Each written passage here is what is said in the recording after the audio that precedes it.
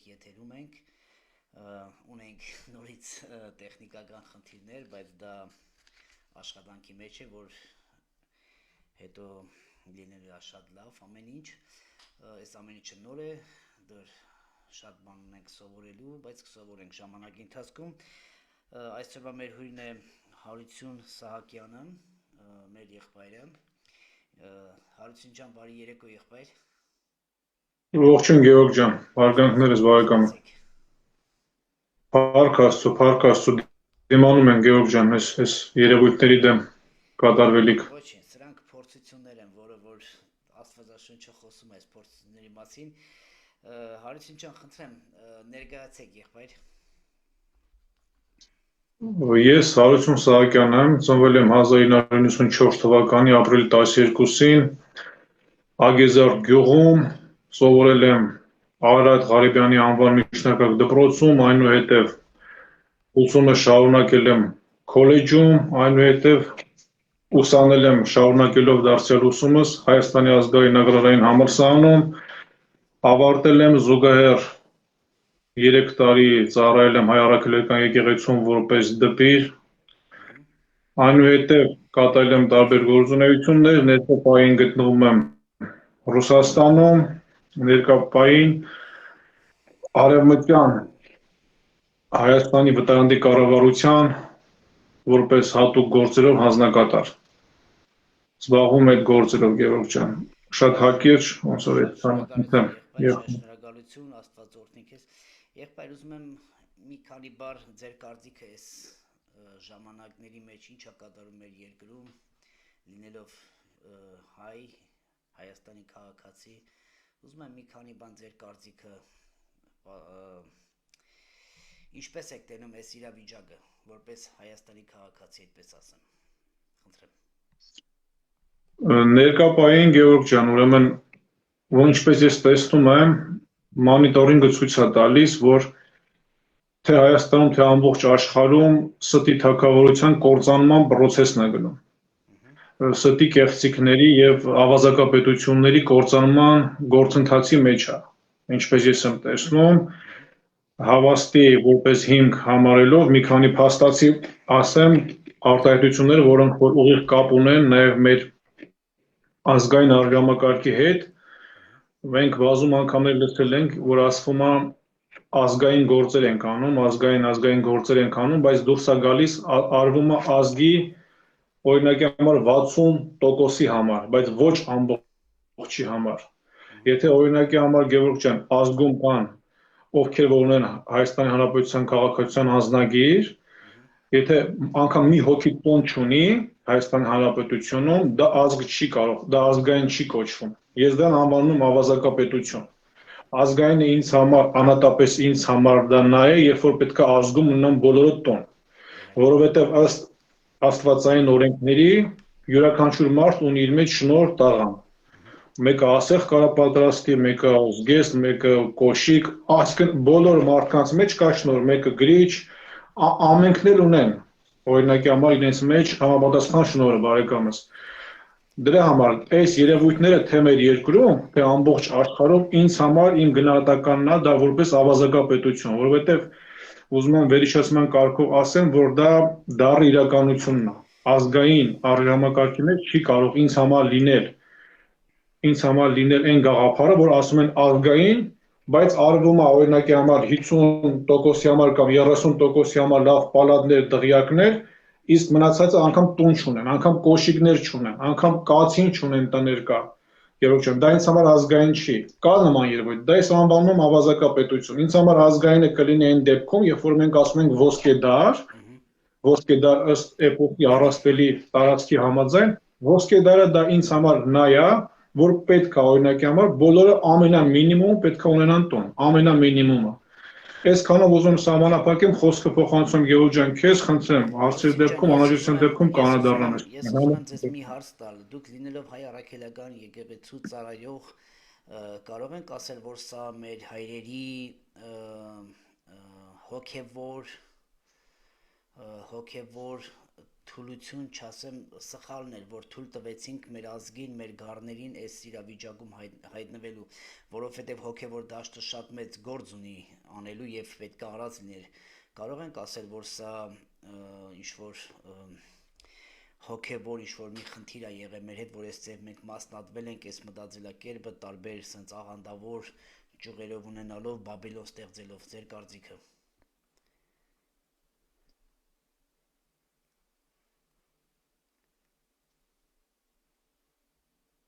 Գևորգ ջան, լսում ես դու։ Ես քեզ լսում եմ, խնդրում եմ, ասեք։ Հա, ուրեմն Գևորգ ջան, նախ ասեմ, որ ամբողջ դարերի խորքից ի սկզբանե եկել է կեղծիքը, անգամ երբ որ ասվել է Տիգրան մեծ աշխարհակալ, նախ ասեմ, որ աշխարհակալ դարերի մեջ ոչ ոք չի եղել, անգամ Ալեքսանդր Մակեդոնացին աշխարհակալ չի եղել, ամբողջ աշխարհը չի նվաճել, անգամ քրիստոնեությունը ներկապային չի նվաճել ամբողջ աշխարհը, դա մեծագույն կեղծիքն է եղել ինձ համար անհատապես, որ դա սուտ եմ ես համարում կեղծիք, բառից ուղիմաստով ոչ մի կրոն անգամ ինքը աշխարհի մասշտաբով չի տարածվել, որ դառնա մի աստվածություն։ Փորձելը ուրիշ բան է։ Երկրորդ մասով խնդիրը, երբ որ ասում ենք ցեղասպանություն է տեղի ունեցել, այդտեղ ինձ համար, որպես ես ինձ իրավունք եմ վերապահում ասելու, որ այո, ցեղասպանության փորձ տեղի ունեցել է, բայց մենք չենք ցեղասպանվել։ Եթե ցեղասպանված լինեինք, ես Յան ազգանով չեմ լինի, Հայաստանի Հանրապետության քաղաքացի չեմ լինի, հայ չեմ լինի։ Փորձել են անել, բայց եթե ամբողջական արած լինեին, դա ուրիշ հարց։ Բա, փորձել են անել, սա պետք է տարանջատենք խնդիրները, բարեկամս, որ հստակ հասկանեն դառնան։ Անհատապես ինձ համար իմ իրավունքով հստակ ասում եմ, փորձել են արել ցեղասպանություն, բայց չի ստացվել, ամբողջական իրենց նպատակին հասնել է։ Այս խաբեությունն է։ Բայց հիմա նրանք շարունակում են։ Երբ որ մենք նայում ենք պատմությունը, փորձում են 100 տարին մեկ, 30 տարին մեկ նրանք փորձում են ամեն անգամ գտնել հայի տականքը, հայի դավաճանը եւ նրանք փորձում են այս ամեն ինչը վերարտադրել մինչեւ վերջի շունչը հասնել իրենց։ Սա մի ծրագիր է, որ դրած է իրենց առջեւ։ Դեմ չեմ բարեկամս, դեմ չեմ, ստեղ ոչ թե ես ինձ համար խնդիր է հանդիսանում ժողովուրդների հետ կապված, այ անմիջապես պրեզիդենտների հետ կապված։ Ազգի խնդիրը, ազգի առաջնորդի խնդիրը, ոնց որ ասած թագավորի խնդիրը, շախմատի տարածքը ոնց է, մենք գիտենք, չէ՞ որ շախմատի մեջ պարզություն է տալիս, որ յուրաքանչյուր մարդ շախմատը որպես գիտություն, որպես այլի ցանկանում է հաղթի, նվաճի գահը եւ զավթի, իշխանությունը վերցնի։ Դա ասված եւ չասված խոսքերի տարածքի մակարդակով։ Մեր խնդիրը ուղիղ իմաստով իրանց պետության գլուխների հետ է, ոչ թե ժողովուրդների հետ է, հոտի հետ է, ինչպես կրոնական հայացքով ենք ասում, որպես հոտ համեմատելով, դա է խնդիրը։ Այս մասով հիմա անդառնամ հոգևոր գիտելիքների մասով, Գևորգ ջան, մենք ունենք անմահության գաղափար, որ դրա համար ենք մենք ընտրել քրիստոնեությունը, եւ հիմա ուզում եմ ես 3 տարի ծառայել եմ եկեղեցում, հիմա չեմ ծառայում, ու հստակ ուզում եմ մեր կորցված լեզվի մասին խոսամ, հոգևոր լեզու է դա կոչվում, որ հիմքն է բոլոր լեզուների, Գևորգ ջան, հիմա ես դրա մասին խոսամ, ընդամենը 1-3 րոպե կփորձեմ ամբողջացնել, որպեսզի ել ավելի հասկանալի դառնա բարեկամս։ Ուրեմն մենք ունենք առաջին լեզուն, հիմքը բոլոր լեզուների, դա կոչվում է զգացմունքների լեզու կամ հոգևոր լեզու։ Հոգևոր բառը առասարակ նշանակում է անտեսանելին դարձնել տեսանելի։ Օրինակ, գրիչը, նախքան գրիչի ստեղծվելը անտեսանելիորեն մարդը մտքի մեջ պատկերացրել է հոգևոր տարածքում, հետո նյութականացրել է, դարձել է գրիչ, ինչպես հոգին մարմին է դառնում։ Ուրեմն, տես ինչ է տեղի ունենում։ Հոգին ըստ հին կտակարանի գտնվում է մեր արյան մեջ, որ մարմինը պահում է տաք, դա 36.6 աստիճան ըստ մարդաբանական տարածքի գիտության համաձայն, որ ջերմաչափն էլ հիմա չափենք 36.6, դա նորմալ ջերմությունն է, այսինքն հոգին այլ կերպ որ կոչվում է էներգիա, ինչպես եկեղեցիներում կա էտարը, որպես էներգիայի խորհուրդ, դա ապրում է մեր երակների մեջ, որ մարդու մարմինը պահում է 36.6 աստիճան ջերմություն։ Երբ որ մարդը մահանում է, մարմինը սառում է։ Փաստացի այդ էներգիան տաքությունը մեջից դուրս է գալիս, դա կրակի տեսակ է։ Դուրս է գալիս, որ մարդուց անջատվեց դա։ Հիմա անդառնամ մեր հոգևոր սկզբնական լեզվի մասին, որ անմահությունը ցույց տանք, հա, գիտակցված մահը անմահություն է այս գաղափարով, այսինքն մենք ինչը որ կորցել ենք, հիմա կտոր մի կերպ հետ ենք վերում։ Ուրեմն տես Գևորգ ջան, մարդիկ միմյանց հետ որ հանդիպում են զույգերը, առասարակ տղա եւ աղջիկ, հա, դիպուկ օրինակ բերեմ, որ ավելի պարզ լինի։ Սկզբնական շրջանում ամենասկզբից չեն միմյանց ասում ես քեզ սիրում եմ կամ հավանում եմ։ Սկզբից ներքուստ ալիքներ են ուղարկում միմյանց, զգում են եւ պտտվում նայում են։ Դա ո՞նց է տեղի ունենում։ Մեր մարմինը հիմա տաք է։ Մենք հակել ենք զգեստներ, որպեսզի այդ տաքությունը մեր մարմինը պահի, որ մենք չմրսենք։ Մեր մարմնից արձակվող էներգիաները կոչվում է աուրա, բարեկամս, այլ կերպ։ Իհարկե տարբեր անվանումներ կան, մենք ասենք աուրա կամ էներգիա։ Այդ էներգիան, երբ որ մենք ուղարկում ենք մեր ուզած մարդուն, գիտակցաբար, կա գիտակցաբար եւ անգիտակցաբար, ուղարկելով դիմացինը զգում է եւ պտտվում նայում է մեզ։ Բոլոր զույգերը հիմնականում խոսել են իր հոգեվոր տարածքով միմյանց հետ։ Հետո նոր սկսել են որ դեմքի դիմագծերով մեկը մյուսին բան հասկացնի, հետո նոր եկել է խոսքի միջոցով արդեն։ Այսինքն այդ խավարի միջից, հոգևոր տարածքից դուրս է եկել լույսի մեջ, որովհետև էներգիաները միմյանց ջերմությունը զգում ենք, այդ աուրան է կոչվում։ Դա մեր հոգևոր զգացմունքների լեզուն է, բարեկամս, որ մենք կորցրել ենք, մոռացել ենք, նենց չէ, չգիտենք, բայց մոռացել ենք։ Հիմա ելի վերականգնում ենք, այսինքն նոր այբուբենն ենք սովորում։ Այբուբենը, հոգևոր լեզվի այբուբենը, որ հիմքն է։ Մեկ հարց տամ, շատ լավ մեկնաբանում եք, բայց հարցով պատասխանենք, որ հասկանալի մեր ժողովրդին, ինչի կորցրեցինք, ինչ եղավ մեր եկեղեցու հետ, որ այդ սիրո խոսքը, այդ էներգիան մենք տվեցինք խավարի որդիներին եւ մենք այսօր չունենք այդ զորությունը, խնդրեմ։ Գևորգ ջան, նախ ասեմ, շնորհակալ եմ հարցի համար, շատ ճիշտ հարց տվեցիք, բարեկամս։ Ուրեմն աշխարհում բոլոր տեսակի օրենքների համար հավասար են բոլորը։ Դա աստվածային օրենքներ է։ Բոլոր նյութական օրենքները եկել է աստվածային հոգևոր օրենքներից։ Այսինքն հոգևորապես պատկերացրել են, դարձել են նյութական։ Երբ որ այս օրենքները չի պահվել, քաոս է ստեղծվել, ավազակապետություն, թալաններ են սկսել պետություններում, խարդախություններ, ստով հարստանալ, խաբեբայություններ, սա այլ կերպ անվանվում է բելականություն։ Մեր լեգենդի մեջ հայտնու բելի պատմությունը դա ոնց որ բելի սիստեմն է, ամբողջ դարերի կեղծիքը։ Դրա համար եղել է անարդարություն։ Ներկա պահին բարեկամս, տես Հայաստանի Հանրապետությունը գոյություն ունի արժի համակարգ։ Մաթեմատիկան, ֆիզիկան, պատմությունը, կենսաբանությունը մնացած գիտություններ իրար վերցրած կոչվում է արժի համակարգ, որ մենք տիրապետում ենք։ Դպրոցից ի վեր կենսաբանություն սովորել ենք, աշխարհ սովորել ենք եւ էլ չթվարկել։ Մնացածը խոսքը փոխանցումներ դիտողներ կարող են շարունակել, եթե ցանկություն են, դա առաջարկում եմ։ Դա արժի համակարգ է։ Ուրեմն խնդիրն ինչու կայացավ, այդ սպորտի բնագավառում արդարություն են ուզում, Գևորգ ջան, կարի արտադրամասում արդարություն են ուզում, հողագործության մեջ արդարություն են ուզում, բոլոր բնագավառներում արդարություն են ուզում։ Իսկ արդարությունը ո՞րն է իրական արդարությունը, աստվածային արդարությունը, որպես ասում ենք Աստված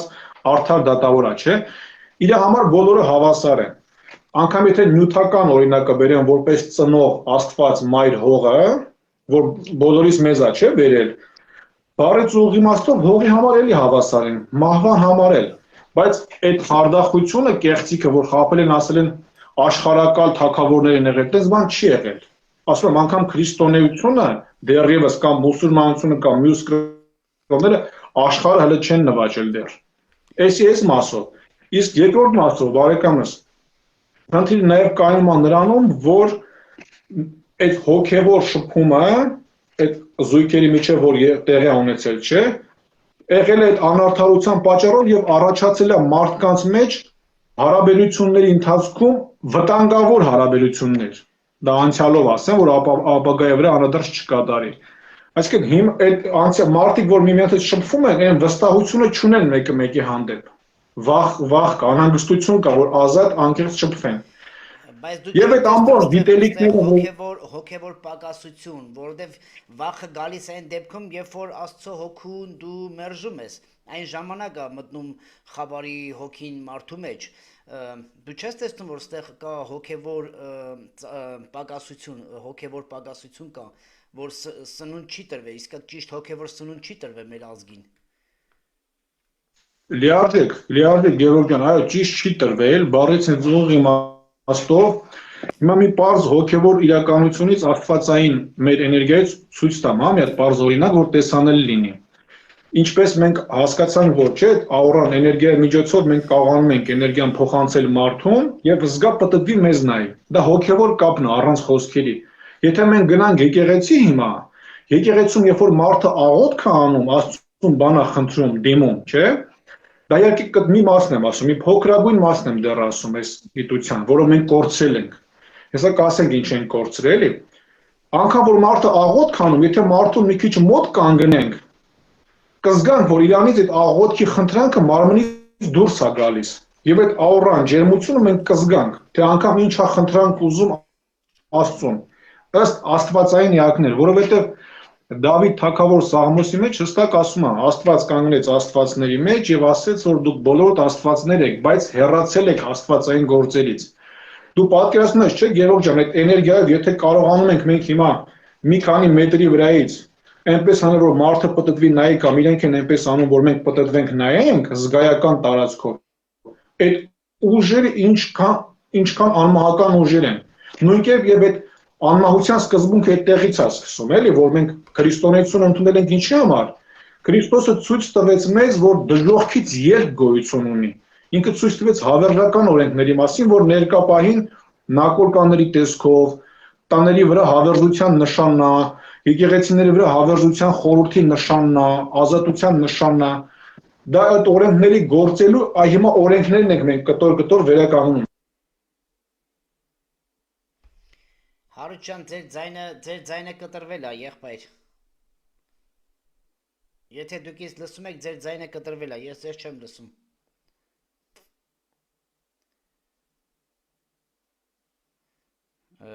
Ոչ չեմ լսում։ Սիրելի հայրենակիցներ, եթե մեր Հարությունի ձայնը լսում եք, խնդրում եմ, որտեղ իմ մոտ անջատվել է ձայնը, Հարութ ջան, ես չեմ լսում ձեզ։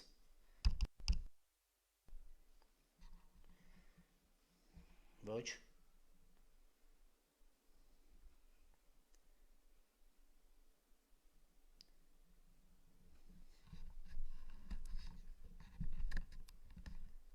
Ձեր մոտ ինչ-որ մի բան կատարվեց, կարող է հեռախոսի վրան զանգ եկավ կամ VPN-ը անջատվեց, Հարութ ջան։ Դուք ինձ լսում եք։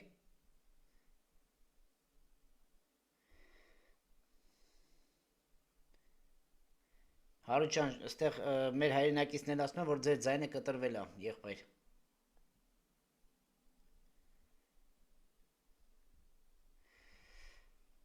Սիրելի հայրենակիցներ, փորձենք, չգիտեմ, ինչպես կարող ենք, մեկ վայրկյան ես փորձեմ հիմա Հարությունին սիստեմից անջատել, մնանք նորից սիստեմի մեջ, հասկանանք ինչ կատարվեց այս պահին։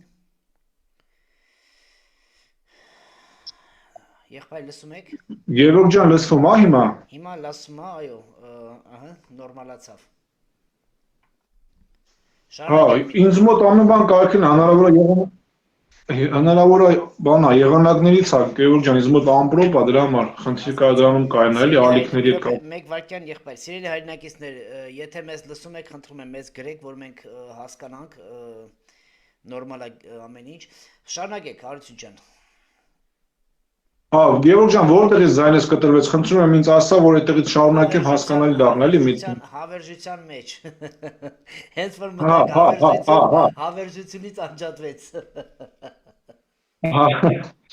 Ուրեմն Գևորգ ջան, շարունակելով նյութ թեման, տես, երբ որ մարդը հենց ինքը մահանում է, չէ, այդ էներգիան, որ դուրս է գալ իր մարմնից, այդ ջերմությունը ներկա պահին է, որ մեր մարմինի տակ է, դիմացինի մեջ վերամարմնավորում է ստանում, բայց ոչ ամբողջական մասը։ Ինչպես որ մենք մեր ծնողներից ենք առաջացել, այդպես եւ մենք վերամարմնավորվում ենք։ Այսինքն ավելի են կատարելագործվում մյուս մարմինների մեջ, ինչպես որ մենք էներգիան ուղարկում ենք մեր դիմացի մարդը զգում է, չէ՞, նշանակում է այդ մեր հոգու մի մասնիկը մտնում է դիմացինի էության մեջ եւ ինքը զգում է, որ իր մեջ մտավ այդ էներգիան, որ պտտում է ու բերում է կանգնացնում է մարդուն դեմ դիմաց, որ տեսնեն միմյանց։ Եվ այդպես անմահության ճանապարհն է սկսվում գիտակցաբար, տեսանելի կերպով։ Մենք զգում ենք դա, զգում ենք օդի նման է դա, բայց հələ որ լիարժեք չենք տեսնում, բայց գնում ենք դրան, Գևորգ ջան։ մեկ բան եմ ուզում ես ասել, հասկանալի է, ես հասկանում եմ դուք ինչից եք խոսում, որ մենք պետք է ավելի շատ ջերմություն, ավելի շատ խոսենք, ավելի շատ աղոթենք, որ այդ նույնը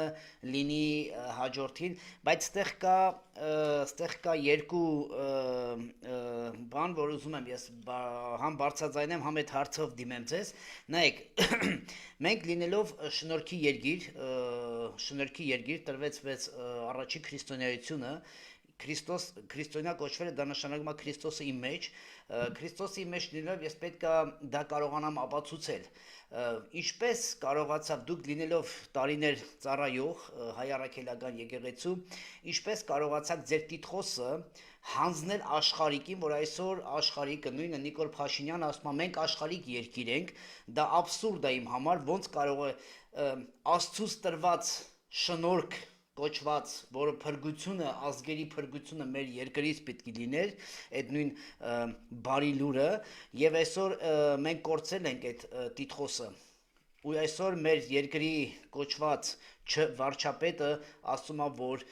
մենք աշխարհիկ երկիր ենք եւ եկեղեցին լռում է։ Խնդրում եմ սրա մասին, որովհետեւ շատ կարեւոր է սա։ Ձեր կարծիքը։ Գեորգյան, ուրեմն անարդարությունները տեսնելով, բնականաբար անարդարությունները տեսնելով, ես դուրս եկա, ես քահանա հանգիստ կարող է լինել, բայց ես չցանկացա քահանա միայն լինել ու վերջ, որովհետև լինում է քահանա ու սահմանափակվում է տարածք ու վերջ, բայց ես չեմ ցանկացել այդպես լինել, այսինքն ցանկացել եմ ավելի գնալ վարդապետական աստիճանների եւ իմ տարիքը թույլ չտվեց, որպես ես չեմ անում ուսանեմ, որովհետև այդ կուսակրոնության համար ժամանակ էր պետք, նմանատիպ խնդիրների պատճառով եւ անարդարության հարցեր կար, դուրս եկա, բայց նենց չէ, հիմա իմ հոգեվոր կյանքի մեջ չեմ։ Մենք հա պետք է հոգեվորի եւ նյութականի, որովհետև հենց մեր նյութական մարմնի մեջ է ապրում հոգին։ Հիմա մի շատ դիպուկ օրինակ եմ ուզում բերեմ, Գևորգ ջան, ուրեմն շատ է հնչվում, որ մեր երկիրը դրախտավայր է, եւ այդ նույն արտահայտությունը արվում է աշխարհի բոլոր երկրներում, որ մեր երկիրը դրախտ է։ Բայց դա ինձ համար էլ է անհատապես սուտ, մենք հնարավոր է լինի, ուզում ենք լինի դրախտավայր, բայց դրախտավայր չի։ Նախ ես ինձ համար դրախտում բանտեր գոյություն չունեն, ինձ համար դրախտում հիվանդություններ գոյություն չունեն, ինձ համար դրախտավայրում սահմաններ չկա 30,000 կիլոմետր տարածքով, ինձ համար այդ հիվանդությունների գոյություն չկա, ինձ համար կատարել արդարություն է, որ հավասար են բոլորը, այսինքն եթե առաջնորդը իր փորը ստամոքսը կուշտ է ու իր հոտից, օրինակ ոնց որ առաջնորդը տանի 100 գար սարերը պահելու, կեսին սոված պահի, դա առաջնորդ չի կարող լինի, առաջնորդի անվան տակ են ուզեցել թագավորեն, բայց ինձ համար նման երևույթները դա առաջնորդություն չի, ինձ համար դա ավազակապետություն է, թալանչություն, չի կարա էլի դրախտի մեջ լինեն սովածներ, այդ Աստծուն լավ չեն ճանաչում, էլի։ Ինձ համար ինչքան որ ես գիտեմ, պատկերացնում եմ արարչական սկզբունքներն օրենքների, հողի համար պետք է բոլորը սոված լինեն, բոլորը սոված չեն, բոլորը կուշտ լինեն։ Սովածները ավազակապետության մեջ է մտնում, այսինքն կուշտ լինեն, չլինի առաջնորդը կուշտ լինի, բայց այդ մեծ թագավորության մեջ մարդիկ լինեն, որ սոված քնեն։ Դա մեծագույն խնդիր է, որովհետև այսօր ինչ անում ենք, իտոգը գալիս է ուտելու համար ենք անում, իհարկե ոչ միայն ուտելու համար, նյութականի համար։ Այդ հոգևորը դրանում է կանում, ինձ համար Աստված, ինձ համար բոլորին է ուշադրություն դարձնում, բոլորին է տանիք, բայց այս թագավորները, որ ավազակները թույլ են տվել հագնեն իրենք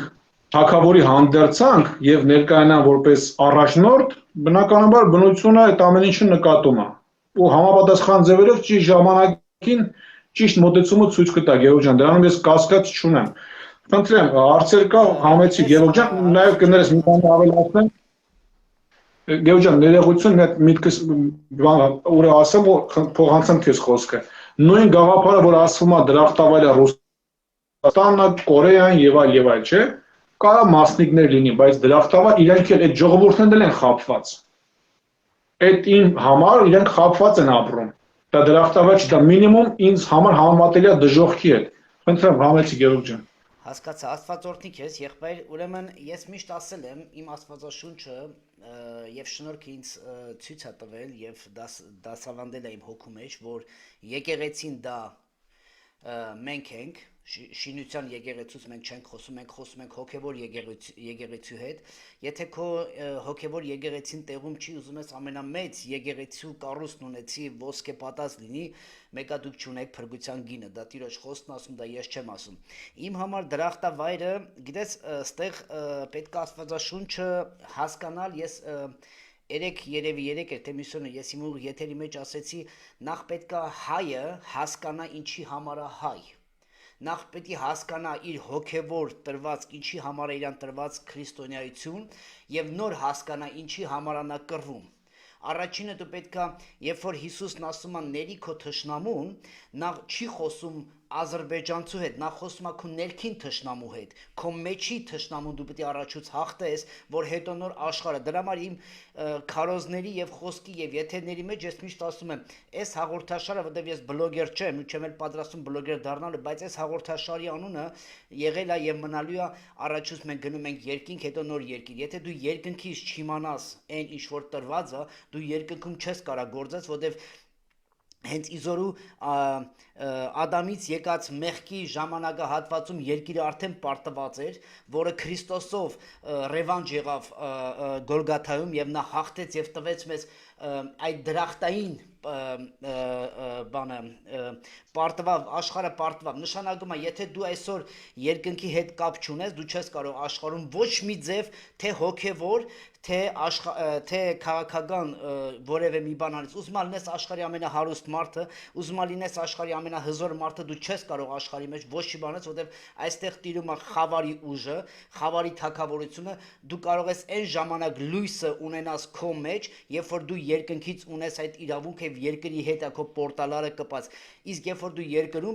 երկնքում ես, քո համար երկինքը բաց է եւ Տիրոջ փառքը եւ դրախտը քո մեջ է։ Մարդիկ Աստծուն բերում հավասարում են իրանց մակարդակի։ Գիտեք, Աստվածաշունչը ասում է, եթե դու բան գիտես, դու ոչ մի բան չգիտես, որտեղ մենք մի կաթիլ բանը գիտենք Աստծու գործերից։ Աստծու գործերը անքննելի են, Աստծու գործերը շատ ավելի մեծ են, քան թե մենք մեր մարդկային ուղեղով մտածում ենք այս ամեն ինչը։ Դրա համար ես ուզում եմ, որ մենք առաջուց այդ քարոզը, այդ որ երբ որ ասում են ջերմությունը, տաքությունը, որ մենք լինենք օրինակը, գցենք հասարակ բան։ Ես ուզում եմ մի բան հիմա ցիտեմ, տեսեք, հիմա այս պահին ունենք մի անձնավորություն, որի անունն է Վարդան Ղուկասյան, որը բոլորը գիտեն դոկ։ Նայեք, ինչ է կատարվել, այդ ձեր ասածը, որ քիչ աղոթք է եղել երկրի մեջ, ոնց կլինի հայ ծնվելով լինեն աթեիստ, հայ ծնվելով լինեն համասեռամոլ, թմրամոլ, ալկոհոլիկ, ոնց կարելի է լինել այդ ամեն ինչը, որտեղ է մեր սխալը, ստեղ հարցը գնում է, մեր եթերների հարցը, այն ճշմարտությունը, որ մենք բարձրաձայնում ենք, մենք բոլորս ինչ ենք անում, նայեք, երբ որ մարդը հայոյանքով սկսեց, ես չեմ արդարացնում քավ լցի, ես դեմ եմ դրան, ես ասել եմ, ես դեմ եմ, երբ որ դուք մարդկանցը հայոյում եք, որտեվ Աստված ստեղծել է բոլորին, Աստված բոլորի հայրն է, մենք պետք է այդ հարգանք ունենանք ստեղծողի եւ ստեղծվածի հանդեպ, առաջինը մենք պիտի հասկանանք ինչի դեմ ենք մենք դուրս գալի հոգեվոր պատերազմի, թե մարմնի պատերազմի։ Հիմնեք, մարդը սկսեց այդ եթերները, բայց ես ուշադիր նայում եմ, նույնը քարիզմատիկ ուղղությունը, երբ որ Քրիստոս եւ սեր են քարոզում, նույնը եկեղեցին։ Այո, նա փորձեց զենք սարքել այդ հայոյանքը եւ փորձեց մտնել այդ զենքով, նա չէր պատկերացնում, որ այդքան կբարձրանա այդ ամեն ինչը իր կյանքում։ Նա ուղղակի վիրավորված էր, նրան խփել էին, նրան նստացրել էին, նրա մայրիկին գողացել էին, այդ իրանց անձնական խնդիրն եղել, թե ինչու հասավ այդ ամեն ինչին, բայց այստեղ հարցը ինչու՞ն է, եթե Քրիստոսը լիներ, նրա հետևից կգնար եւ ձեռքը տար կբարձրացներ, թե կասեր արա հազիվ պրծանք սրանից, ում համար է եկե Քրիստոսը հիվանդի, քֆուր տվողի, նարկոմանի, թե եկել է կուլտուրական մարդկանց հարուստների համար, հասկանում ես, այդտեղ նայեք, հենց ունենք օրինակ է այս պահին։ Միտեղ նստած է Սերոբ Գասպարյանը, որ հոգևոր եւ զինվորական է, 30 տարի, միտեղ նստած է մարդ, որը գիշեր-ցերեկ հայոյելով ուզում էր փորձել երկրի ինչ-որ մի բանից փրկության բերել, դառնալով նա համ հոգևորների աշկի գրողը, համ աշխարհիկների աշկի գրողը։ Հիմա նայեք, երկուսն էլ հայտնվել են անազատության մեջ։ Ես նկատում եմ, ինչի համար ես եթերները ես սկսեցի, ես նկատում եմ 30 տարվա որ այսօր մենք կոչվում ենք հայ ու այս պահին մենք կանք, այս իմ հետևում կրված տղեկի արյան գինն է ու հոգևոր են։ Տես, քֆուր տվող չեն, ալկոգոլիկ չեն, նարկոման չեն։ Ես հետևում եմ, քանի հազար հոգի է կանգնում եւ ասում, լսեք, սա մեր հրամանատարն է, սա գործող մեր տղեկից մեկն է եղել, որ 30 տարի այսօր եթե իմ երեխան այսօր սաղ է եւ առողջ է եւ իմ կինը չի բռնաբարվել ինչ ազգերի կողմից, այս մարդկանց այրան գնով է։ Լռություն է։ Լռություն, կատարյալ լռություն, թե եկեղեցին, թե քարիզմատիկները, դե աշխարհին բան չեմ ուզում ասել, որտեվ խավարի մեջ են նրանք կարող եմ ասել, գիտես ինչ կա ապաշխարի եղբայր եւ կհասկանաս թե ինչից եմ խոսում։ Եվ նույնը երկրորդ տարբերակը մարդ, որը հայոյանքը ստեղծելով զենք, պոտենցիալ զենք, եւ աշխատում էր այդ զենքը։ Այո, ես ասում եմ, որ դա լավը չէր, բայց ինքը աշխատում էր մեր ազգին ինչ-որ մի բան անելով։ Նա երկիր չի վաճառել 20000 կիլոմետր նստած, ուղղակի հայոյանքով ասում էր, լսի, այս երեխեքին ինչի վառեցիք, այս սահմանը ինչի ծախեցիք։ Նույն ձև եկեղեցին եւ նույն քարիզմատիկները բոլորը քարոզում են սեր, աստվածային ագապե, բայց ոչ հոգեվոր զինվորականի կողմն են գնում, օգնության եւ աղոթք բարձրացնեն, որտեղ նրանք մեր ապագայի սահմանն է եւ նույնը այն 99 գառնուկը մնաց արածատեղում եւ մեկը Հիսուսն ինչ ասեց, ես գնում եմ այն մեկի հետևից, այդ մեկը ով էր, այդ մեկերից մեկը Վարդան Ղուկասյանն էր, որ այս պահին ինքը ասում է ես աթեիստ եմ, էլ ուրիշ ձև չկա, որտեղ այնտեղ էթում է խաբեություն, այնտեղ խաբեություն դու նոր շատ ճիշտ շեշտեցիր, որ ես ինչի համար դուս եկա, որտեղ խաբեություն էր գնում։ Հիմա սրա լուծումը ոնց ենք անում, այնտեղ հոգևոր հրամանատար նստելով անազատության մեջ, այնտեղ աթեիստ մարդը, որ վիրավորված, էլ ուրիշ զենք չուներ, այդ զենքը սարքեց հայոյանք։ Ստեղ գլոբալ խնդիր ունենք, մենք ապաշխարության խնդիր եւ միաբանության խնդիր ունենք։ Սա եմ ուզում ես լսել ձեզանից, եղբայր։ Ասեմ Գևորգ ջան, ուրեմն հիմա հերթով հարցերին կանադառնամ, նախ ասեմ երկինքը նաև ինչ է նշանակում, երկինքը հենց հողը վերջանում է, հողի շերտը, սկսում է երկնքի տարածքը։ Այ երկինքն է, յուրաքանչյուր գիտելիք, որ մենք ձեռք ենք բերում, ստանում ենք երկնքից, այսինքն զգացողությունների հիման վրա զգում ենք, պատկերացնում ենք, նոր նյութականացնում ենք, անտեսանելին դարձնում ենք տեսանելի։ Դա երկնային գիտելիքներն են, այո, դա վերին Երուսաղեմի մասն է խոսքը գնում ոսկե թագավորության։ Գևորգ ջան, այս խնդիրները առաջացել է ինչից, երբ որ հիմա անտուն մարդիկ կան Հայաստանում եւ ամբողջ աշխարհի պետություններում։ Իսկ նայում են կողքի հարևանները միլիարդատերեր են։ Ու մարդիկ սկսում են ինչ անել, բողոքել, ինչի ես աշխատում եմ 9-ից մինչև 6-ը, նա էլ 9-ից մինչև 6-ը, նա ունի միլիարդավոր բաներ, դղյակներ, մենք կարելի ասել բան չունենք։ Դա այս անարդարությունից է, ստից է, մեկը որ ասվում է աշխարհականներ, մեկը որ դրախտավայր է, ստով այնքան է լցվել սուտը, կեղծիքը, որ թագավոր, ինձ համար թագավոր գոյություն չունի, եթե ինձ համար բան չի արա, ես տուն չունեմ, օրինակ գոնե տուն մինիմում, որ ես իրավունք ունեմ ունենալու, ինձ համար ինչ թագավոր։ Եթե փոխաբերական իմաստով ոնց որ Քրիստոս էր համատում իրեն գառի հետ, եթե ես լինեմ գառ մյուս գառների մեջ, տանեն արածացնելու, եթե ես խոտ չուտեմ, կաթ որտեղից կտամ։ Բարեցուղ իմաստով, այսինքն հովիվի հանդերձի տակ եւ թագավորի։ Իրանք թագադրել են, իրանք որոշել են, որ թագավոր են, դե որտենց է ես էլ եմ թագավոր։ Այսինքն ես գաղափար առաջարկել եմ Գևորգ ջան, ես հստակ ոսկե դար գաղափարը առաջնորդում եմ, այսինքն բերում եմ առաջ։ Հիմա տես, երկրի առաջնորդի մակարդակով ասում ենք հիմա սուտը պետք է վերանա, չէ Հայաստանից, եղբայր, ստի թագավորությունը, համաձայն եմ։ Բայց երբ որ ստի թագավորությունը Հայաստանում վերացնենք, բայց գոյություն ունի ստի կայսրություն, ստի իմպերիա, որ ամբողջ աշխարհն է, գլոբալ։ Եվ մենք որպես հայ, մենք փարոս ու լույս ենք ամբողջ աշխարհին արդարություն բերել բոլոր դասակարգերում։ Բոլոր, այսինքն եթե մեկը կոչտա, պիտի բոլորը կոչ լինեն, դրա մասն է խոսքը գնում։ Այդ ժամանակ թագավորի աստվածային թագավորությունը կլինի իսկական ոսկեդար, ոչ թե ոսկեդարի գաղափարի անվան տակ, կամ ասում ենք ժողովրդական կամ ազգային, ինչ ազգայինի մասն է խոսում։ Իմ անունն էլ է դրա մեջ չմտնում։ Ուղի իմաստով։ Հիմա տես Գևորգ ջան, երկրի մակարդակով բարեկամս, երկրի առաջնորդը ուղիղ հարց ունի աշխարհի բոլոր պրեզիդենտների հետ, որոնք որ կոչվում է գագաթնաժողովներ աշխարհի մակարդակով։ Իրենք աշխարհի հարցեր են լուծում։ Եկեղեցու տարածքով կոչվում է տիեզերական ժողովներ, որ էլի աշխարհի հարցեր են լուծում, ոչ միայն Հայաստանի, էլի, տարբեր պետությունների քննարկում են։ Հիմա ներկա պահին Հայաստանի առաջնորդը ունի մարտահրավերներ, դա շախմատ է, պոլիտիկա, տարբեր տարածքների վրա խաղում են։ Կամ պիտի ինքը կրի մյուս աշխարհի բոլոր պրեզիդենտներին ու պետք է ասի սենց պետք է լինի աշխարհում, ամբողջ աշխարհում սենց պետք է լինի ու վերջ, ու ամբողջ ժողովուրդների հետ խոսա։ Կամ էլ պիտի կրվի։ Եղբայր, կներեք, դուք աստվածաբանությունը սովորել եք, եթե դուք եղել եք ծառայող, ես ուզում եմ մի հարց տամ։ Աստվածաշնչում նոր կտակարանում, երբ որ նայում եք, մարգարեները միշտ գնացել են վարչապետների այն ժամանակվա կամ թագավորների առջևով, հա, Աստծո ազգի, կամ հենց իրանք են առաջնորդի ազգը։ Հիմա նայեք, դուք մի բան եք ասում, որը ոնց կարող է Նիկոլ Փաշինյանը իմանալով ճշմարտությունը եւ խափի միլիոնավոր ժողովրդի, սպանելով ժողովրդին եւ ինքը իրական պատմություն իմանալով այդ առևտուրը, հա,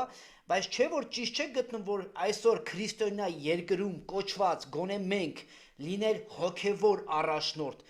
ճիշտ չէ լինի որ մեր երկրի վարչապետը լիներ հոգեվոր արժեքներով, երկինքն ու երկիրը կապող են պորտալարը լիներ, որ այսօր կարողանար ազգերի մեջ մտնել, մարդը ոնց կարա խավարից լույսից խոսա, կամ լույսը չի կարող խավարից խոսալ։ Ուզում եմ ասեմ, ճիշտ չէ լինի, որ հենց այդպես նայեք հասարակական ես շրջում եմ տարբեր երկրներում, օրինակ երբ որ այդ Մուհամեդ, ես բոլոր ազգերի հանդեպ ռելիգիաների հանդեպ հարգանք ունեմ, ես չեմ դատում, ես դատավորը չեմ, բայց նայեք Մուհամեդը որտեղից որ իր այդ ծնունդը դուրս է եկեք Մեկայի տեղը, հա, մարդիկ սարքել են սրբավայր եւ աշխարհը գնում է այնտեղ։ Սա մի հատ փոքր ծակա մտնում են, նայում են, աղոթում են, ֆռում են այդ իրանց տիսակատարություններին եւ գնում են։ Նայեք, հասարակ բան, մենք նրանք փորձում են ցույց տալ, սա մերն է։ Դա հիմի դուք կընդունեք, թե չեք, բայց մենք ունենալով ճշմարտության հոգին եւ Տիտղոսը տրված համար մենք երկիրը կառավարում է աշխարհիկ մեկը, որը առավոտից իրիկուն տերորի է ենթարկվում, սաղիթ պատերով կցփեմ, սաղիթ էս կանեմ, եթե շտակ եւ վախի հոգին դնելով մարդկանց մեջ։ Ստեղ մենք ունենք խնդիր, մեր հոգեվորականները, այն որ տրվեց իրենց այդ մենաշնորը, իրանք դա վաճառել են, կարելի է ասել, դրա մեջ ինչ-որ առևտուր եղել եւ նրանք հետ են գնացել եւ խավարին ասելով, գիտեք ինչ կա, նույնը ոնց որ մենք երկուսով հոգեվորական լինելով գնանք մեկ ավտո վերցնենք, ես էլ եմ սենց կոպիտ ասած տրեզվի, դու էլ ես տրեզվի, այդ հայրեն ուղղակի բառը չհիշեցի ասեմ, իզի կներեք այդ ռուսերեն ասելու համար, ու հանգարց մտածենք, ասենք հարուճա, գիտես ինչ կա, մենք նստենք հետևը, հետին մասը, մի հատ ինչ-որ նարկամանի բերենք, որ արդեն վենեքի մեջը այդ նարկոտիկն է, եւ ասենք եղբայր, վարի մեզ Ավստրիայից մինչև Հայաստան, ասենք դու պատկերացնում ես մեր վիճակը, ինչ ձև ինքը կարող է վարել այդ մեքենան։ Այսօր մենք գիտակցելով հոգևոր լինելով բերում ենք մեկին, ասում ենք այս ղեկը վերցրու քշի։ Ոնց ուզում ես քշի։ Մենք կաղոթենք, Աստված չի կարա հանդուրժի մեր, չի կարա մեր հետ համագործակցի։ Ինքը տվել է մեզ այդ ավտորիտետը խոսելու, անելու, այդ շփվելու ազգերի հետ նստելու եւ դուրս գալու։ Չես տեսնում որ այստեղ խնդիր կա։ Դա եմ ասում, հենց Գևորգ ջան, ամենամեծագույն խնդիրը, որ բոլոր պետությունների ղեկավարները ինձ համար իրենց թույլ են տվել հագնելու թագավորի հանդերձը։ Թագավորի հանդերձը, բայց թագավորը ոնց որ ասեն Գևորգ ջան, տան մեջ կա հայր, ոնց որ 10 սենյակ լինի ու կես երեխեքի լույս չվառի սենյակում, հաց չտա ուտելու են կեսին տա։ Այդ ինչ թագավոր կարա լինի։ Դա թագավոր չի։ Պիտի տարանջատենք, դա ավազակապետական է։ Որ խնդիրներ հիմա մենք տարանջատենք, հիմա իսկ իրական թագավորությունը ինքը հոգատանում բոլորի մասին։ Ոնց որ ունենք ծառեր հայաթի մեջ, այդ ծառերը պիտի բոլորը բուժվեն, օրինակ բաների, ոչինների բաների դեմ, օրինակն եմ բերում։ Ոչ թե մի հատին թույն քչենք, այն մյուսներին չփչենք։ Երբ որ բոլորի համար է արվում, դա լինում է օրինակ փառավորյալ։ Իսկ հիմա ներկայապայում բարեկամս, մենք խնդիր ունենք արդեն աշխարհի հետ, ոչ միայն աշխարհի հետ, նաև մեր նեղ տարածքում Հայաստանի։ Իմ առաջարկը ինչու՞մն է կայանում։ Երբ որ հասնի ճիշտ ժամանակը, անձամբ ես առաջարկում եմ, պատրաստ եմ Հայաստանի համար 1 տարածքից հրապարակից հրավիրել աշխարհի բոլոր պետությունների լրատվամիջոցներին ու թարգմանել իմ խոսացածը ու ես առանց փակ դռների հետև անմիջապես խոսամ աշխարհի բոլոր պրեզիդենտների հետ ու ամբողջ ժողովուրդները լսեն իմանան իրականությունը որովհետև եթե Բայց ինչ է պետության մեջ գոյություն ունի կրոն ժամանակը չի եկի արդյոք Հարություն, եթե այդ գաղափարը ունեք դուք։ հասունանում է Գևորգ ջան, ժամանակը հասունանում է։ Եթե օրինակ կրոնի մեջ գոյություն ունեն հիվանդ մարդիկ, ուրեմն այդ կրոնը հավասար է զրոյի։ Կրոն չի։ Որովհետև եթե կան նույնիսկ սոված մարդիկ, այդ պետությունը պետություն չի։ Պետությունը ենթակա է այտենց պետությունը ավազակային ենթակա է վերացման։ Եթե կոչվում է պետություն։ Իսկ դրա համար հիմա շախմատի օրինակով կամ մենք պիտի հաղթենք բոլորին, որպես օլիմպիական խաղեր sense օրինակ բերեմ, հա, աշխարհին, կամ աշխարհը մեզ պիտի կուլ տա, ուրիշ տարբերակ չկա, բայց մենք ընտրել ենք, որ մենք ենք հաղթողը։ Մեր Աստվածաշունչը, իմ Աստվածաշունչը ինձ սովորացրել է Հիսուսի խոսքերը, որ ես այս աշխարհից չեմ եւ ինձ հավատացողներ այս աշխարհից չեմ, բայց ես տալիս եմ ձեզ բոլոր իշխանությունը։ Նշանակում է մենք իշխանություն ունենք։ Մենք ունենք այդ Տիտղոսի իշխանությունը։ Բոլոր նրանք, ով որ Քրիստոսին հարություն առած հավատում են եւ նրա այրանգինը, նա ունի խավարի վրա իշխանություն։ Բայց այդտեղ հարցս, վերջիս հարցը, հետո մենք արդեն անդրադառնանք մեր երկրի սահմանների մասին, ինչու է կաթողիկոսը լռում, ձեր կարծիքը։ Առաջին հերթին մեջբերում անեմ Քրիստոսի խոսքերից, իմ ժողովուրդը գիտելիք չունենալու պատճառով գնում է կործանման, երբ որ ավտո քշել չգիտի, ոնց կարա քո ասածի պես կքշի, ասենք գա այդ երկրից ու ոնց ասես կքշի, ինքը չգիտի դրա մասին։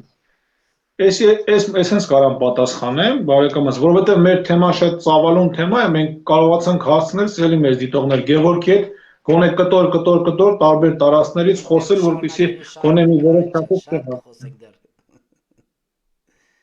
Իմ վերջին խոսքը, ինչու է կաթողիկոսը լռում, ձեր կարծիքը։ Որովհետև ինքը չի կարող ոչ ինքը ավազակապետության համակարգի մեջ է, ոչ միայն ինքը աշխարհի բոլոր հոգևոր առաջնորդներ եւ պետությունների առաջնորդներ այդ բելական համակարգի մեջ է։ Իսկ մենք ունենք, ասում ենք Հայկ Նահապետ, չէ՞ որ մի նետով հաղթանակա տոնում, այսինքն մենք մի քայլով կարող ենք աշխարհին հաղթել, այսինքն այդ բելականության համակարգին հաղթանակ տոնել, այդ բանտային վիճակից ստրկական, որ բանտեր, բաներ, համ որ չասեմ, դրախտա ու բանտեր կա, հիվանդություն կա, սոված մարդիկ կան, անտուններ կան, կոչողներ կան։ Դրանով մենք կարանք հաղթենք, մենք պատրաստ ենք, Գևորգ ջան, իմ ասած դա որ մենք հենց ճիշտ ժամանակին վերջնական հասունանա մենք հրապարակից ամբողջ աշխարհի պրեզիդենտների հետ պատրաստ ենք շախմատի օրենքների հիման վրա, եթե տենց են խաղում, իրանց տեղ իրանց մենք ցույց տանք։ Ու որ տենանք ոնց են համարձակվել թագավորի հանդերձի տակ, հակնել այդ ավազակները հակնեն թագավորի հանդերձը։ Հարություն ջան, մենք խոսում ենք հոգևոր դաշտից, երկնքից, իշքան որ կարողացանք այս կար ժամանակի մեջ խոսելու, հիմա մտնենք մի հատ դառ իրականություն, որը երկրի վրա այս պահին հայ ժողովուրդը ապրում է։ Հարություն ջան, ես իշքան գիտեմ, դու ծանոթ ես այս գրքին եւ գրքի բոլոր բովանդակությունը մեր սահմանները։ Մի հարց, որպես հայրենակից, դուք համաձայն եք 29000 քառակուսի կիլոմետր, որ այսօր մեզ ուզում են ասեմ, որ սա է եւ վերջ։ Որպես Հայաստանի Գևորգ ջան, հիմա ասեք։ Ես որպես լսվում է, չէ՞ խոսքս բարեկամս։ Լսվում է, շատ լավ։ Հա, ես որպես մարդ ծնված եմ մոլորակից եւ հոգիս երկնքից, որպես մի մարմնի մեջ արարված մարդ, ես համարում եմ ինձ համաշխարհային քաղաքացի, որովհետև իմ մարմնի բաղադրությունը ուտելիքներն են, եթե նյութականն ենք նայում, որ եկել է տարբեր աշխարհներից, տարբեր երկրամասերից։ Ինձ համար պիտի լինի Հայաստանը եւ մարդու երկիրը ամբողջ մոլորակը, հələ չեմ հաշվում երկինքն ու երկիր տիեզերք, որ մենք հələ եկեղեցին ասում է 3 նախնական քաղաքացիություն ենք։ Համաշխարհային, երկնային եւ տիեզերական։ Դեռ նախնական 3։ Դա հենց այդ երկինքի օրենքներն է, Գևորգս, որ մենք պետք է իմ առաջարկն անում է կան, որ մենք զարգացնենք մեր այդ էներգիաները, այդ հոգուց դուրս եկող այդ ջերմությունը, այդ հոգին, որ միմյանց զգում ենք, աղոթքներն ենք զգում, միմյանց հոգեկից ենք լինում, այ դա մենք կորածներությունը բերում ենք։ Ես շատ քրիտիկական, ես սիրում եմ հարցերը տալ, ես նույն ձևի վերադառնում եմ հետ։ Արդյոք դուք համաձայն եք հայ լինելով այսօրվա վարչապետի, ավելի կոնկրետ ասում է, որ 29,000 քառակուսի կիլոմետրը դա է եւ վերջ, որպես Հայաստանի քաղաքացի։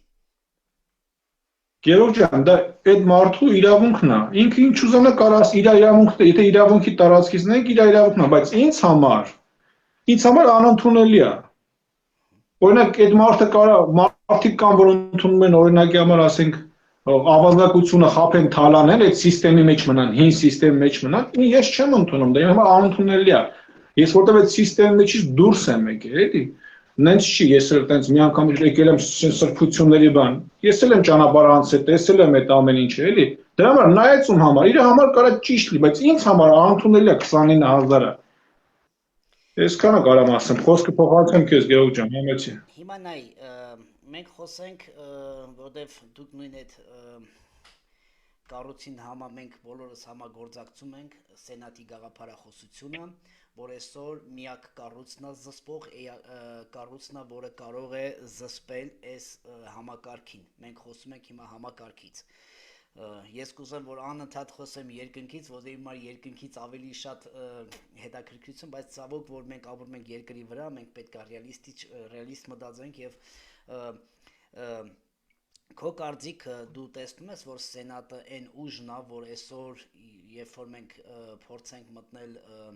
կառավարություն, Սենատը այն զսպող ուժն է, որ այսօր այդ մեր ասած վարչապետը կամ մնացած պատգամավորները որոշում չկայացնեն առանց Հայաստանի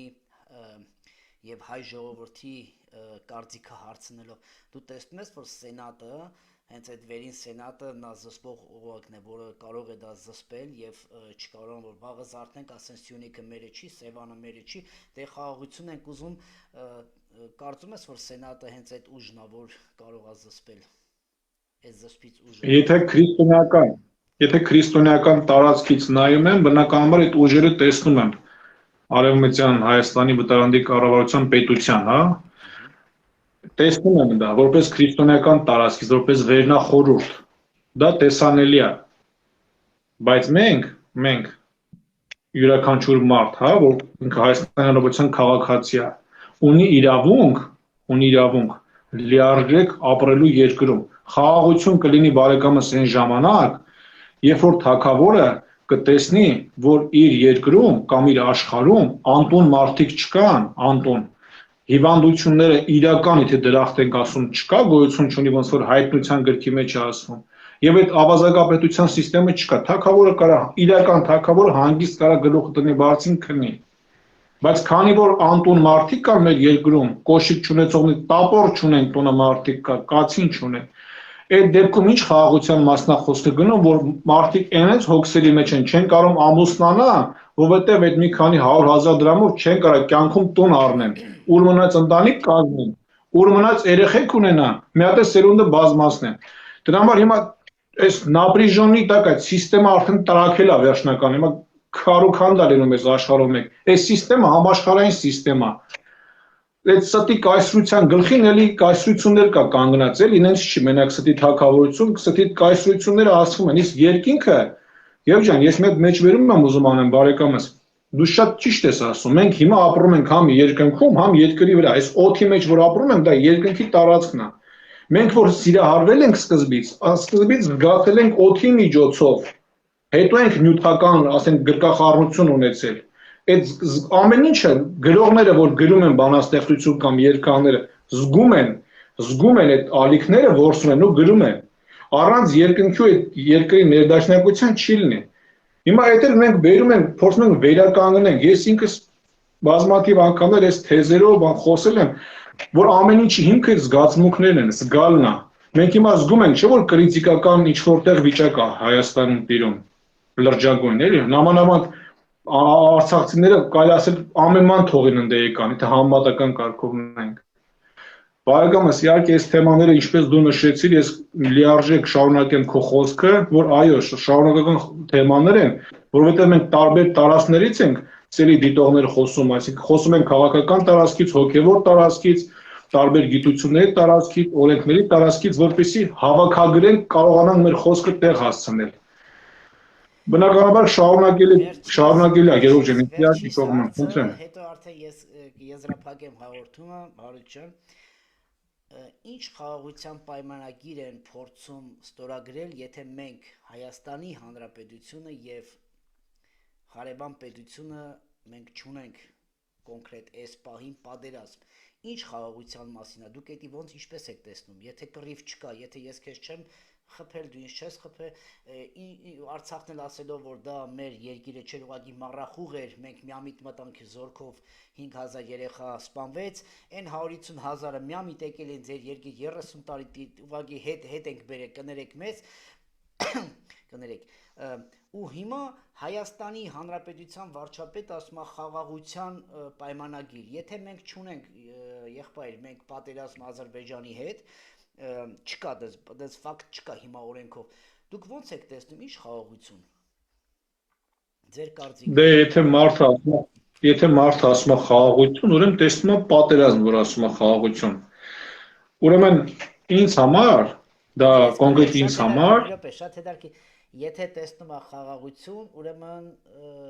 առաջուց պետք է պատերազմի հետո նոր խաղաղություն, ճիշտ եմ հասկանում։ Դա ինքը տեսնում է պատերազմ կա, ասում է խաղաղ եկեք ապրենք, չկռվենք էլի, եթե չտենա պատերազմը իմաստը ո՞րն ասի խաղաղություն, եթե մենք կուշտ ենք, իմաստը ո՞րն է խոսենք խորովածի մասին, եթե մենք կուշտ ենք, այլ խորովածն էլ է անհամ դառնում, եթե մենք կուշտ ենք։ Բայց դու ընդունում ես այս մուրացկանությունը, այն ինչ որ հիմա ինքը անում է։ Ինձ համար անընդունելի է, Գևորգ ջան, բառացիող իմաստով խաղաղության անվան տակ եւ ասվելով ժողովրդավարական բառերի անվան տակ արվում է սև գործեր։ Հարցը գիտես ինչու՞մն է, աստե մեծագույն խնդիր կա, ախր մենակ տվյալ մարդով չի որոշվում։ Կանգնած մարդիկ էլ կան, ախր։ Խաղի կանոնները նենց է, որով խաղի մեջ պարտվում է, երկրների մակարդակով շախմատի մեջ կամ ոնց է, բառեցները կպնում են, ով կրեց, всё, ինքը գավաթ իրանն է։ Ոնց ասեց, պետք է դիմացինը πάρի։ Դրա համար, եթե երկիրը պարտվում է ինչ-որ մի երկրի խաղի մեջ, այդ մյուս երկիրը իրավունք ունի դուդուկը կոպիտ ասած, ոնց չի, այդ մյուս երկիրը πάρի։ Դա հենց քաղաքականության խաղի օրենքներն է, էլի բարեկամս։ Ինքը կրել է, էլի, ասենց ասում։ Շատ շնորհակալ եմ, եղբայր, Աստվածօրհնի քեզ, որ ժամանակ տվեցիր խոսելու, մենք բոլորը սխալական ենք, մենք փորձում ենք ինչ որ մի պահ ճշմարտությունը, ինչքան որ մենք հասկանում ենք ճշմարտությունը բարձրաձայնել մեր հայրենակիցներին, որովհետև այսօր ճշմարտություն խոսողները եւ Աստծո փառքի մասին խոսողները շատ քիչ են, Աստվածօրհնի քեզի Հարություն ջան, եթե բան ունես ավելացնելու, եթե ոչ, ես եզրափակեմ։ Մի քանի խոսք էլ ավելացնեմ, Գևորգ ջան, շնորհակալ եմ, օրհնության մեջ մնանք, օրհնություն որպես բարգավաճ բառի հետ է համեմատվում, աճեցիք եւ զարգացեք։ Ուրեմն, երբ որ մենք ասում ենք պայծառ ապագա, ինձ համար պայծառ ապագան եւ լույսը պիտի լինի բոլորի տներում։ Չլինի, որ ազգում կամ տարածքում տներ լինեն, որ մարդիկ լույս չունենան։ Ինձ համար պայծառ ապագան, երբ որ բոլորի համար է պայծառ, արևը բոլորիս համար է, երկինքը բոլորիս տանիքը, հողը բոլորիս սեղանը։ Շնորհակալ եմ Գևորգ ջան, քեզ նույնպես ինձ համար մեծ պատիվ է քեզ հետ հարցազրույց ունենալը, կառուցողական աշխատանք ենք մենք կատարում։ Շնորհակալ եմ քեզանից էլ, մեզ դիտողներին էլ, խոսքն էլ ինչ որ չափով ես փոխանցում եմ մեզ դիտողներին, իրենք էլ կարող են շարունակել, դա իմ առաջարկն է, խնդրեմ, շնորհակալություն համեցեք Գևորգ ջան։ Սիրելի հայրենակիցներ, իմ համար լինելով հայգեն գրողը, ես միշտ ասել եմ հաղթածի որդի ենք մենք Քրիստոսով, հոգևոր սնունդը ամենակարևորն է եւ առաջնականն է։ Քրիստոսի քարոզների մեջ նա չէր խոսում սնունդից, այլ նա խոսում էր հոգևոր սնունդից։ Քրիստոսը երբեք ցույց չտվեց հարստությունը, երբեք ցույց չտվեց ինչ-որ մատերիալ, որ այս դրա համար նա մտավ տաճար ջարդելով, փշրելով, որ ասեց հորս տաճարը, այդ տաճարը դուք եք, դա սիմվոլիկան էր, որ այսօր մարդիկ մտածում են, որ եկեղեցու մեջ առևտուր չանեն, մոմը այս գնով ծախեն, ես գիտեմ, որ մոմի մեջ ջուր են լցում, որ շատ շուտ հանգելի բռնեն հալեցնեն, դա չէր խոսում Քրիստոսը, դա այն սիմվոլիկան էր, որ քո հոգին մի սարքի առևտրական, այ հիմա ստեղծվել է այդ առևտրական հոգևոր, որովհետև Աստվածաշունչն ասում է ամեն ինչ կներվի, բայց եթե երբ որ դու Սուրբ Հոգուն դեմ կանգնես եւ Սուրբ Հոգուն մերժես, հենց այսօր այս վիճակն է հասել, որ Բաբելոնի ձևով մարդիկ փորձում են, էլ մարմնայինը չի վաճառում, շատ էժան է մարմինը դառել, թողե այդ կավը, ամեն ինչը կարող է մարդ գնել, բայց այդտեղ թանկը, որ Աստվածաշունչը խոսում էր քո եւ իմ մասին, մի վաճառի քո հոգին, այսօր հոգևոր առևտուր է գնում, այս է մեր խնդիրը, որ չվաճառենք մեր հոգին, որ չվաճառվի ոչ մի քրիստոնյա արժեք, ոչ մի քրիստոն, որտեղ Աստված, երբ որ մենք մահանանք, Աստված մեզանից ուզելու այդ արժեքները, որ ես քեզ տվել եմ այս ամեն ինչը, թե իշխանությունը, թե հոգևորը, թե Սուրբ Հոգին, թե շնորհքի երկիրը, թե այդ մեծ տարածքը, դրա համար ես ասում եմ, լինելով Քրիստոսին, ճանաչելով Քրիստոսի խոսքը,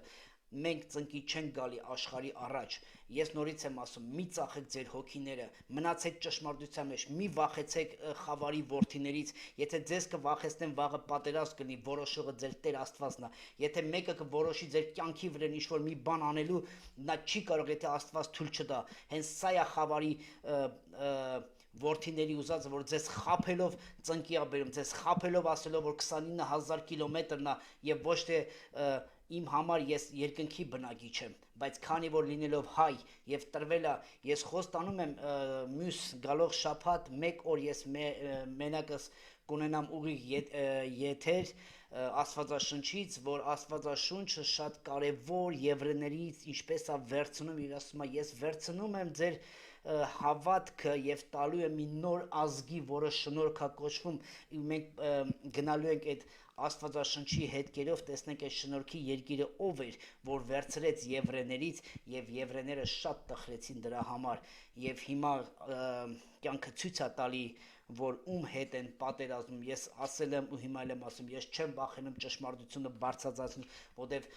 Տիրոջ խոսքը ասում է 2000 անգամ Աստվածաշնչի մեջ մի վախեցի, որտեվ ես քո հետ եմ, ով կարա քեզ բան ասի, Աստված օրհնի ձեզ, Հարություն ջան, շատ շնորհակալ եմ քեզանից, եղբայր, Աստված օրհնի քեզ, մնացեք Աստծո զորությամբ, մի վախեցեք, այդ խոսքը պետք է լինի մեր ամեն օրվա հացն ու ջուրը, մի վախեցեք, դուք հաղթածի որդիներ եք, դուք Քրիստոսինն եք, Աստված օրհնի, կհանդիպենք վաղը Արամ Մկրտչյանի հետ, ունենք շատ կարևոր